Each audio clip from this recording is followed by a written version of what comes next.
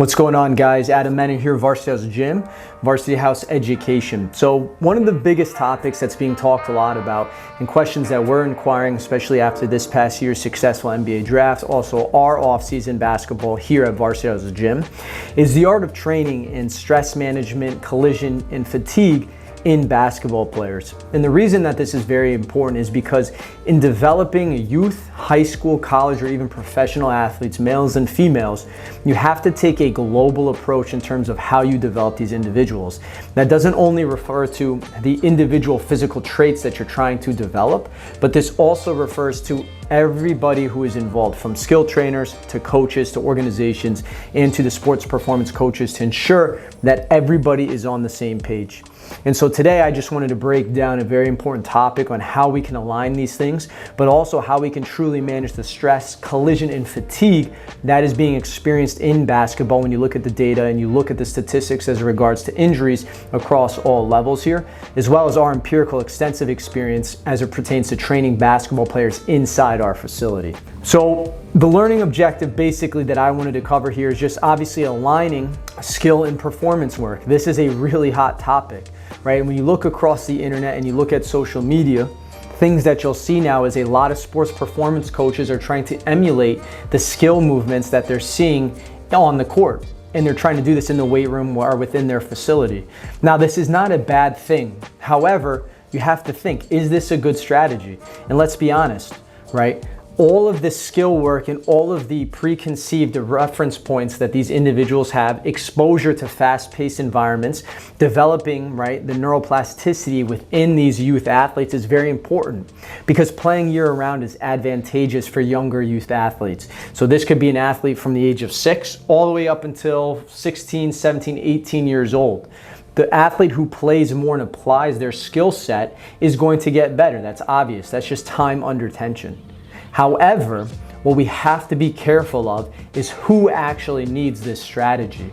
And so an example of exercises that you might see is individuals who are doing a lot of very similar movement patterns, rapid accelerations and decelerations, a lot of internal, external rotation, ground-based activities, a lot of eyes closed, a lot of balance, stability, and proprioception training. This is all good. However, what we need to understand here is, where does this fit in the development of a young basketball player? Where does this fit in the development of a professional basketball player who has years of experience, whose nervous system and peripheral nervous system are already developed and already at a high level, where they have all of these preconceived reference points in terms of playing in games, playing in high intense situations, all the AAU and skill work that they've done throughout their long career. And so what we need to understand as well is, is this activity that they're doing, or these skill sets, or these things that they're trying to develop in the weight room, actually beneficial to the individual? And today I'm just going to talk about how we can manage fatigue from a higher level by understanding what's actually happening from both a biomechanical and nervous system standpoint while performing these movements. You have to understand that in skill training, you have 3 variants of movement, right? There's different phases of movement that an individual will experience. And this is just a regressed form of running, a regressed form of gait. And this is just different loads and outputs that they experience at each point. So meaning, we know sprinting and running is gait training, just a little bit more controlled and more kinetic energy being utilized. And sure, they experience different movement patterns while they run, but it is essentially an exacerbated form of gait. You regress that to different weight room activities. Those are also forms of gait training, but again, regressed even further because you're not moving. There's not as much gravity and velocity as involved. And when you look at this, the types of movement that you have 3 different types. So we have variability, we have strength, and we have power. Variability within training is low velocity, low force. So in your skill work, when looking at doing your skill work, if you're a skills trainer, this could be a catch and shoot. You're in one area, you're spending a lot of time on the ground because I'm catching, I'm loading into my shot, and then I'm lifting off. I'm not moving at a higher velocity and stopping on a dime. You have strength. Strength is low velocity but high force. So this is localized force. This is when an individual maybe does one rip through and they explode into a layup or into a dunk, or they rip through and explode into a jump shot where they're jumping as high as they can, again, to get separation from a defender. This is high force below velocity because I'm not moving as fast. Then you have power. Power could be high velocity, high force. So this could refer to speed, change of direction, all of the skill-based activities that you see. For example, a series of moves leading into a push-out dribble, into a quick pull-up. There's a lot happening there. An individual is moving very fast, covering a lot of ground, and experiencing and expressing different phases of acceleration and deceleration. These are the three types of movement in the load that they will experience within a skill training session while working with you. And these movement options, like I alluded to before, are all phases of gait with higher kinetic forces, which can contribute, again, to local and global stress on these individual structures. But how does this apply, right? And why is this important? This is why everybody needs to be on the same page. Playing in high output games, sessions, practices, these are all forms of collision, right?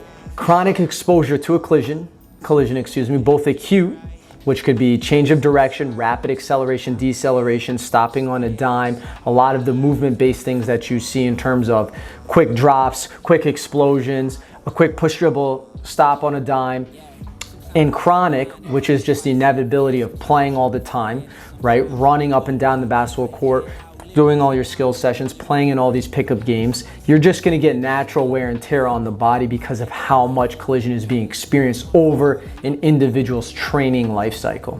This can still lead to overuse injuries even if performed mechanically well. Why? Because you can't outrun time under tension.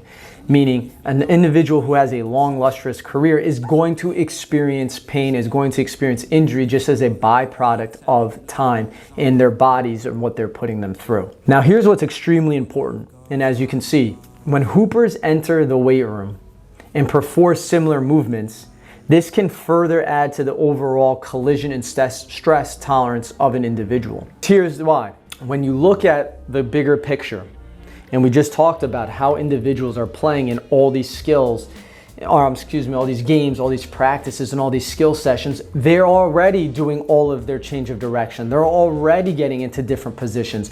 They're already experiencing movements that make them the 1% of the 1%. Because they're genetically gifted, they can get into those positions. That's what makes successful movers successful movers. When you have novice individuals or those who are less genetically gifted and you try to get them to replicate the same movements that are being experienced, really what is happening is you're adding to that individual's overall collision bank. Why? Because the brain and their body and their genetic makeup, anthropometrics, tendons, what have you, are not going to allow them to get into those positions, no matter if you load them up, no matter if you perform respiration strategies, no matter what movements you perform. It is not capability in that individual's genetic profile. And so you have to be careful of how much skill, replicated movement that you see on the court can you perform in the weight room, because then essentially they're just doing it twice. So if an individual is doing a skill session in which they take 300 shots, they do 20 to 30 rip throughs, they do one-on-one, then they do a lot of cone-based activity, they do a lot of stopping on a dime. Then they come to you and you have them performing similar things. Let's say you have them performing with their shoes off. So now what they're doing is they're doing a lot of stopping on a dime. You're having them do all these different movement-based activities that are just further adding to that individual's collision bank. But I know what you're thinking. What if this individual needs that? Well, we're going to talk about that in a little bit. Here's the last point. A majority of injuries in basketball are non-contact. Is this to say that this means of training was the reason? Of course not, right? Correlation cannot always equal causation. But the accumulation of stress that you could be a contributor in could play a role. And that's something important to know. So like we talked about, who needs this work? Here's some things that I was thinking about. Individuals who play year-round. Maybe they don't have these reference points, exposures to fast-paced environments, similar situations. Maybe they have poor motor patterns, so they do need this individualized work. And something that we found here, working with hundreds, if not thousands of basketball players ranging from youth, high school, college, and pro, is that individuals who are genetically gifted have fallen into two camps, or they have two, I should say, predispositions that make them successful. Number one, the genetic lottery, and you can't outwork this, right? An individual who just has the right anthropometrics, they have the right fiber type, they have the right nervous system, peripheral nervous system, maybe cardiovascular system, endocrine system, what have you. The second component of that is early exposure to growth. Here's an example. An individual who plays up, let's say you have a 5th grader who plays with 7th and 8th graders.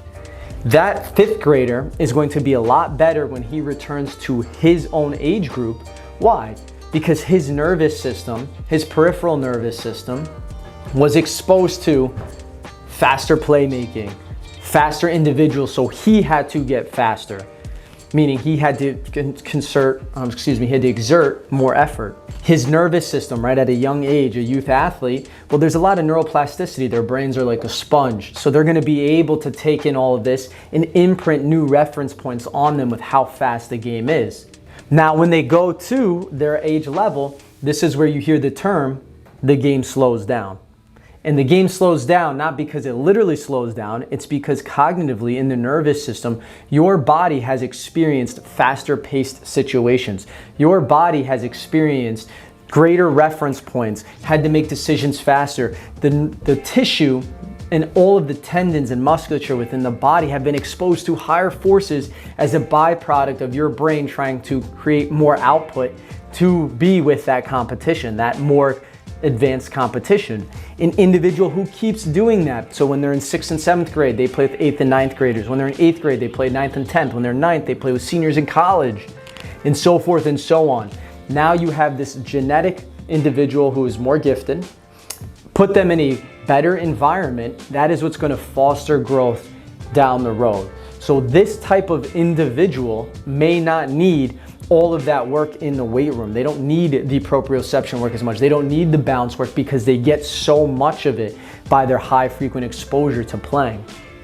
But conversely, when you look at another individual, maybe an individual who is not as genetically gifted, an individual who does not play as much, well, then they are going to need that work because they don't have those same reference points. So you, as the stress inducer, you need to create that environment. You need to add more stimulus to their body. You need to find fun and creative ways for them to experience the same fast-paced environment. You need to create that environment that gets the nervous system going a little bit more. You need to challenge their proprioception, their balance, their stability.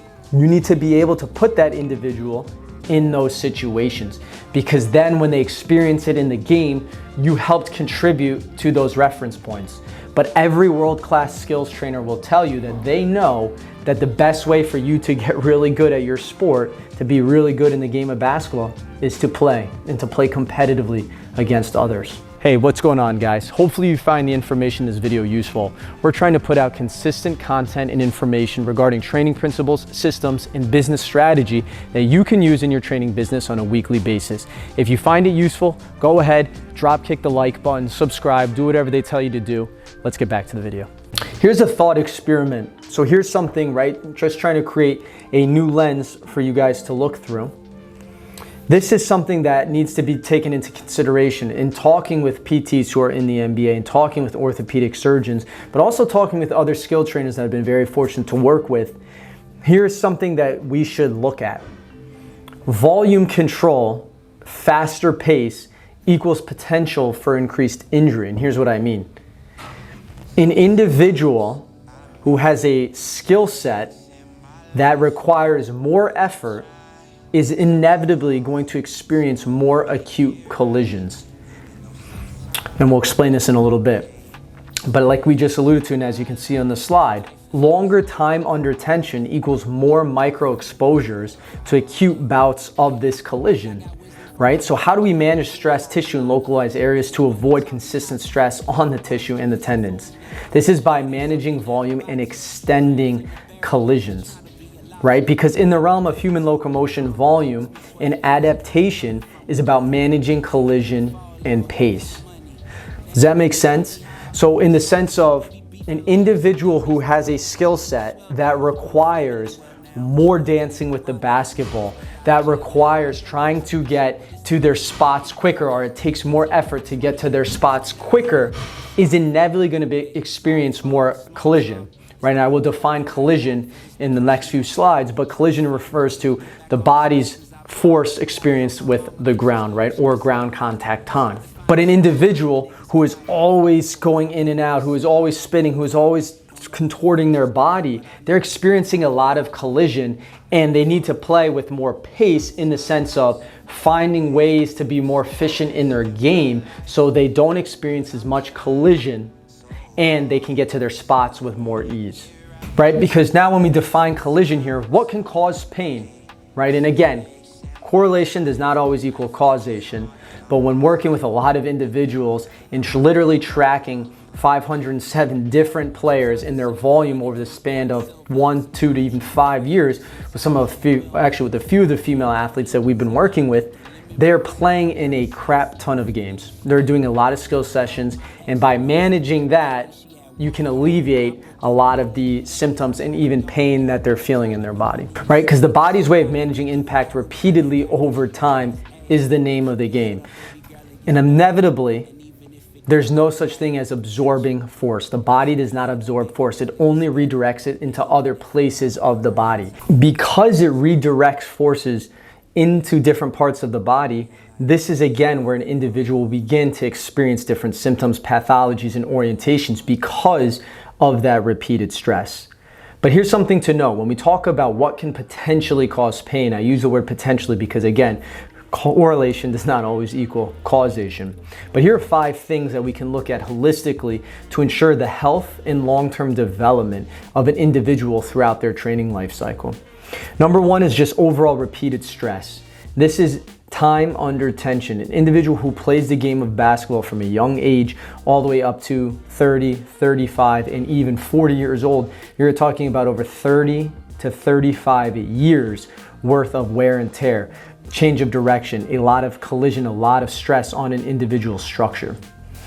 When we look at the next reason here, bouts of varying ground contact times. This alludes back to the 3 phases of movement that we talked about, where we have a catch and shoot, we have high velocity, high force, low velocity, but then we have power, which is high velocity, high force. Those different 3 phases of movement experienced repeatedly over time with different ground contact times expose the body to different forces, right? When we think about speed again is moving very fast, high velocity, experiencing a lot of force. When we think about strength, that's power. So that might be a lot of force, but you're not having high velocity. So this might be moving, right, a lot of weight in the weight room. That might be lifting different types of weight, experiencing different loads in the weight room. But then ultimately, like I alluded to before, power, that is where the individual experiences the most. This is going in for a dunk. This is changing direction. This is sprinting. This is a lot of that extensive, intensive sprinting, jumping, change of direction that an individual will experience every single day if they're playing basketball through the forms of games, skills, pickup basketball, and real live gameplay. The third one, is no redirection or triplanar movement. And here's what I mean. Redirection meaning how that body disperses force throughout other parts of the body. This is why it's important when we talk about what is truly health of an individual. Health doesn't mean I necessarily eat well, I sleep well, I'm very positive, I'm working out. That all is in your bucket of health, but health also refers to availability. Is this individual healthy? Can they play? Is this individual's orientation aligned properly for them to perform the task at hand?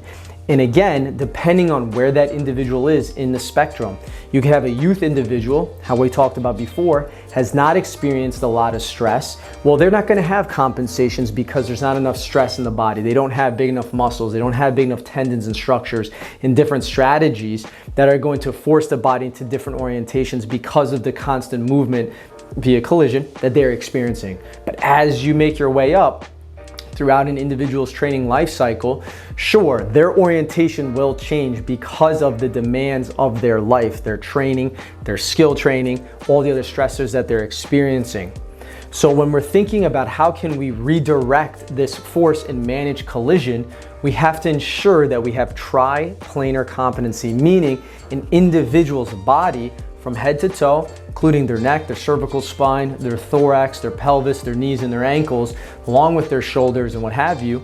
They need to be able to go through all three planes of motion efficiently, right? To a certain extent. Some joints do not need to go through all three planes of movement, but when you look at the game of basketball, we know that we need sagittal plane, forwards to backwards, frontal, side to side, and transverse, right? 360 degrees of motion, because this is how our frame is going to redirect the collision that we experience. And when your body does not have that available movement option, this is where then it might redirect to another area. You do that repeatedly over time. This is where one structure is going to then exhibit primary, secondary, and tertiary compensations. So you need a place for the force to go, so you need to give the body triplanar movement for that redirection. Number 4, lack of fatigue management, both internal and external. This can refer to programming as a stress inducer. If you are a coach, a skill trainer, a sports performance and physical preparation specialist, you are a stress inducer. You are in control of how much volume, how much stress you induce into an individual. And so looking at this, we need to know, okay, what does their psychological quantifiable efforts look like? Meaning, are they in a positive mood? Do they have good relationships? Are they eating enough? Are they sleeping enough? Are they doing all the little things that are going to contribute to the positive output of their physical performance? When we look at physical performance, are we managing volume with their sprinting and jumping, change of direction work? Are we managing volume with their strength work, managing volume with fatigue? Are we managing volume with their conditioning? Those all play a role into how an individual's system, both the nervous system and the peripheral nervous system, and the peripheral nervous system can manage stress repeatedly over time. Number 3, lack of tendon, connective tissue, and muscle strength use. Inevitably, you might have a weak link, and we have to, as coaches, identify where that is from a physical standpoint. At the end of the day, maybe you just have weak tendons, connective tissue, and muscle. That could be a byproduct of your lack of genetic potential that we talked about before, or because you are not properly doing all of your strength training, doing your breathing, your mobility work, your conditioning work, your speed work. That's going to put your body in a position to succeed down the road. So these are just 5 different things that we can look at as it pertains to what can cause pain in an individual from a stress management and collision standpoint, looking at both the psychological and the physical aspect of what makes up a great athlete. So here, again, part of our thought experiment, I'm gonna give you an example of 2 different players with 2 separate genetics, but when you look at their game, you can see which one might have a little bit more longevity. Again, it's important to note, correlation does not equal causation, but it's something worth noting, and we're gonna provide some data to kind of back up our point here, and just looking at things objectively, again, creating a new lens for you to look through. Kyrie Irving, labeled as the most skilled player ever, right? Social media, the general public opinion. He has a beautiful game, right? The way he can get in and out of cuts, stop on a dime, change direction, redistribute force.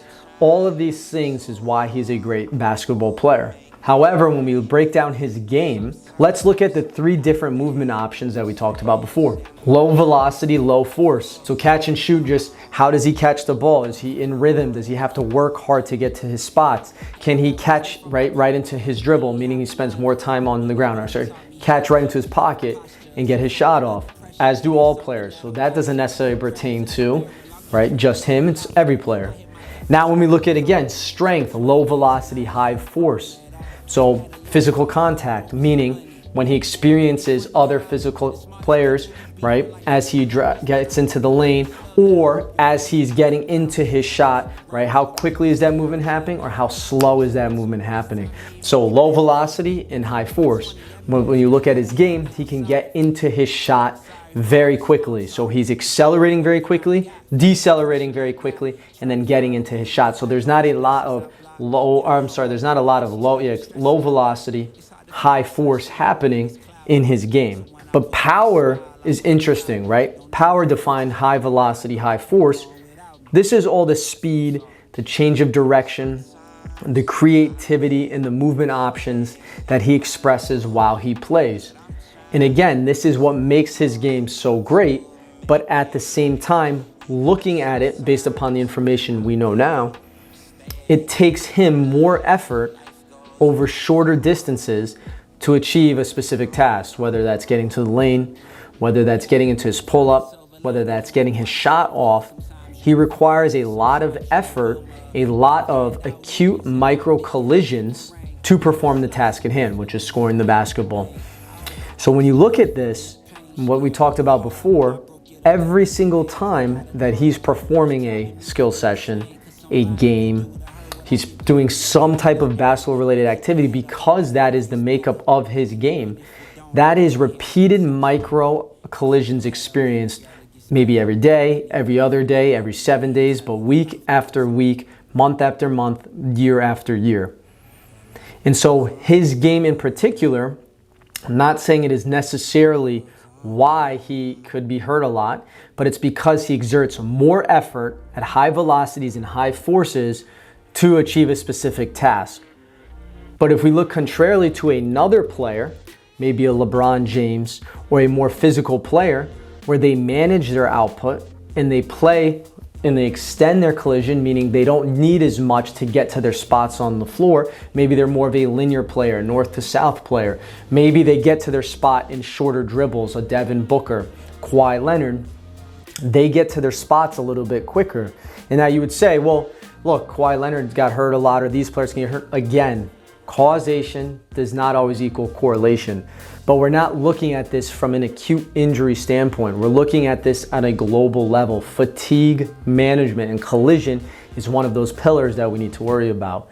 Because if you are repeatedly putting your body under those strenuous positions all the time, it may not be the best sustainable way for a long career, right? I need to find ways, which we'll talk about in a little bit, to minimize all of those acute collisions that we experience. So discrepancy in physicality, right? Again, creating a new lens to look through. This is something that I've been thinking a lot about, for looking at it from the science standpoint, looking at it from a physics standpoint, force standpoint, not necessarily a verbal standpoint of what the definition of physical actually means, right? And here's the example. In today's NBA, the game is faster and more open than ever before, right? We know the scores are up, average possessions are up, so the game is a lot faster. The NBA has changed the rules to make it more viable for an offensive player, as opposed to an antiquated approach to looking at physical, which was back in the day, right? We know the 80s, the 90s, this was an extremely physical time in the NBA. When we look at this, right, what was defined as physical? Well, players were getting bruised more. Michael Jordan getting into the lane, getting punched, right, by the Detroit Pistons. A lot of fights. The physicality of the game was a lot better, or I should say was a lot more, than now. That's correct. That's correct. But when we take physics and force into consideration, right, the forces experienced in the in the earlier era was not as high as now. And let's break it down. Looking back then, we look at average possessions, we're down, right? Except for the 1960s where Wilt and Pete Maravich was playing. That's where they got so many, their stats were off the charts. That's because the game was a lot faster. But then the game slowed down a little bit, and now the game's kind of getting a little bit faster. But when you look at when the game was more physical, the 80s, the 90s, the early 2000s, a score could be 69 to 80, 75 to 91. Maybe a high scoring game was 101 to 102. When you look at that though, that means that possessions inevitably had to be down. When you look at the physicality, a center, a power forward, a big was more established. That was a true position. Whereas now the game is more positionless. So back then, bruising in the paint, getting hit. Don't look at it from what it is, physicality standpoint. Look at it from a movement physics standpoint and stress on one structure. When we're looking at that, the forces experienced between two men pushing each other, a man getting hit, is not the same thing as high expression of speed, power, and skill. Why is this? Because we know that sprinting utilizes the most motor units, right, than any other activity, physical activity that you can do. By 75 to 80% of one's max